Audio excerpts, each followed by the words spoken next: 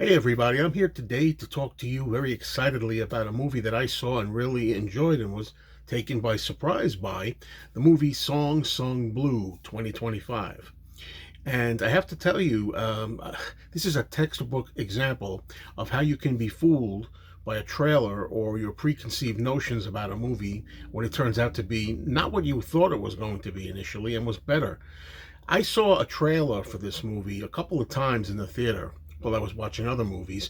Both times I thought it was a joke. I thought it was some kind of sick, twisted, I don't know, bad idea about Hugh Jackman portraying Neil Diamond in a Neil Diamond biopic.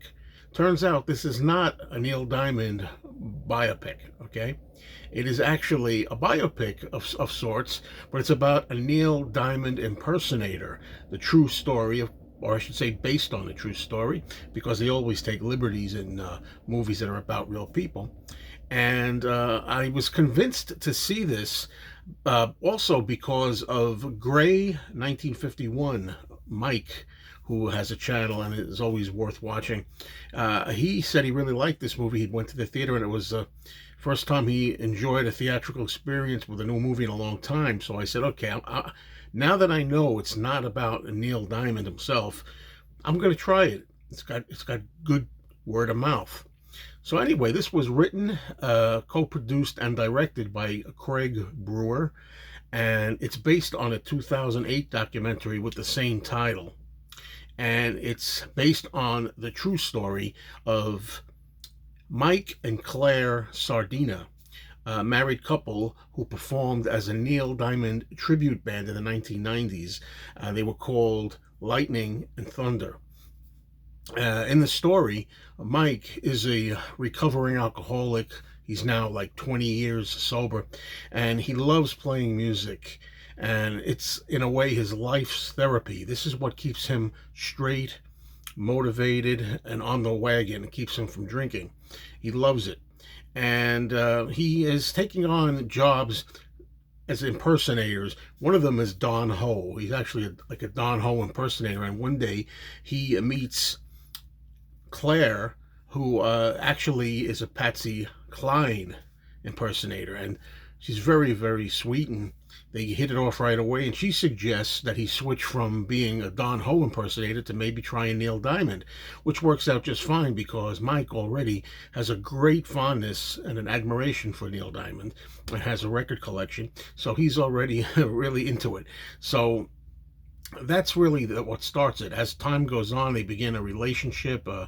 They form the team of Lightning and Thunder, go out doing some gigs, and ultimately get married. And Claire has a daughter from a previous marriage. And in the movie, Mike has a daughter from a previous marriage also. But things are going really fun. We have in this movie also Michael Imperioli, who you might know from The Sopranos as Christopher.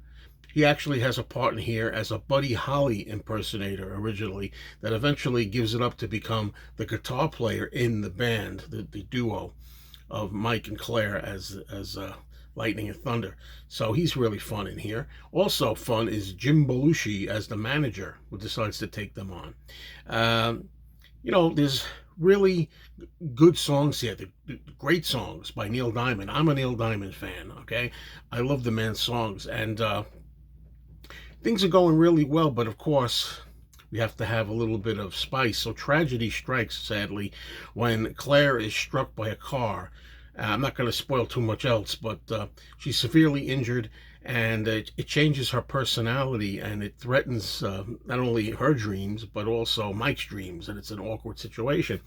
And I got to just say, without telling too much more about the movie, great performances here. Hugh Jackman is fantastic in this role. It's funny because when I saw him, thinking originally he was playing Neil Diamond himself, I would say Hugh Jackman maybe not a great choice as Neil Diamond, but a really good choice as a Neil Diamond impersonator. And I thought he really worked out really good. And also Kate Hudson, who was really very good as Claire, his wife.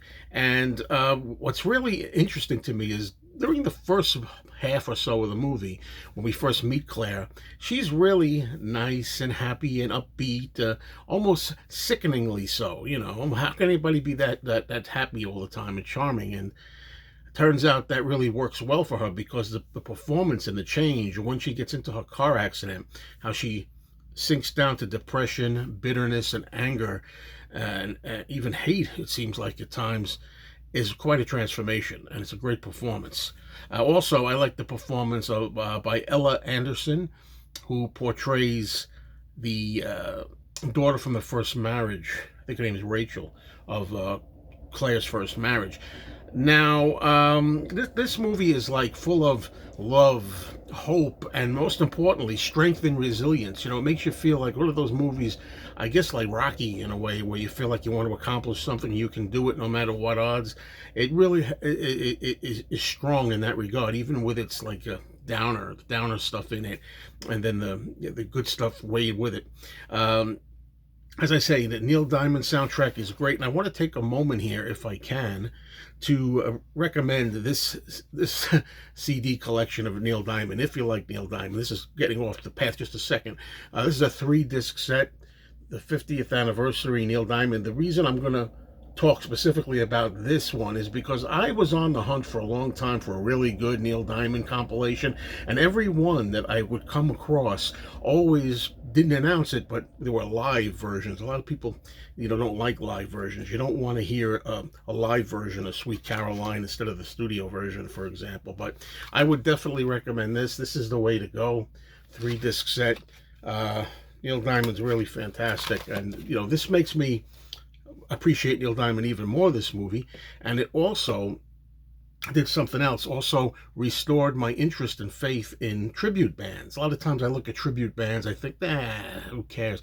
They really perform quite a service, and it's great here. The whole, what you might call tribute band lifestyle, with all the other people involved who play different characters. There's an actor who plays James Brown impersonator, and I talked about Michael Imperioli already playing Buddy Holly. It's really a lot of fun. Now, I'm going to give this movie, on a scale of 4 stars, 3.5 out of 4. Now, I don't know what it is. Sometimes you can't really say why you don't feel it's 100% perfect, but I thought it felt like it was a little tad longer than it needed to be, but still, a wonderful film, I think. And I have to throw this in at the end, although it kind of sours it a little bit. After I got home, I read a little bit into this, and I found out that in real life, Mike Sardina actually had a son. And the son really didn't like this movie and thought, first of all, he was kind of annoyed that he was written out of the movie. In the movie, Mike doesn't have a son, and he said there were lies in here, and it wasn't faithful to his dad's memory and all this kind of stuff. Well, all I can tell you about it is the movie, be it true, be it untrue, be it fictional, be it half fictional, whatever it is a good movie, very good movie. And I highly recommend Song Sung Blue.